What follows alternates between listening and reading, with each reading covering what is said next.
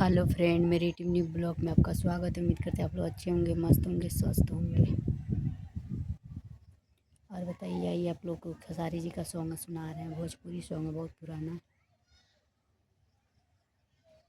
कहना है, अरे कोट गईले बिजली सकी रात सट गईले सैया जी हमार। कोट गईले बिजली सकी रात सट गईले सैया जी हमार। धोई के कमरिया पलंग पर पलट गईले सैया जी हमार। धोई के कमरिया पलंग पर पलट गईले सैया जी हमार। कट गवे बिजली सकी रात सट गईले सैया जी हमार।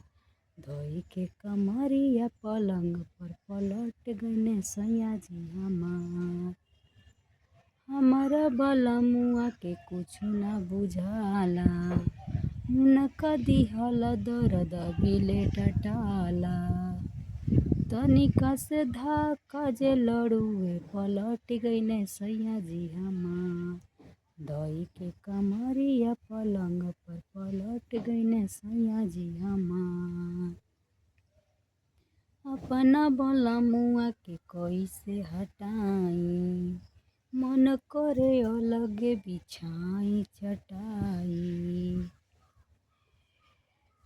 तनिका से धाका जे लड़ुए पलट गईले सैया जी हमार। धोई के कमरिया पलंग पर पलट गईले सैया जी हमार। कोट गवे बिजली सकी रात सट गईले सैया जी हमार। धोई के कमरिया पलंग पर पलट गवे सैया जी हमार। धोई के कमरिया पलंग पर पलट गवे सैया जी हमार। अच्छा लगेगा तो कमेंट कीजिएगा, लाइक कीजिएगा, सब्सक्राइब कीजिएगा, मेरे चैनल को आगे बढ़ाइए।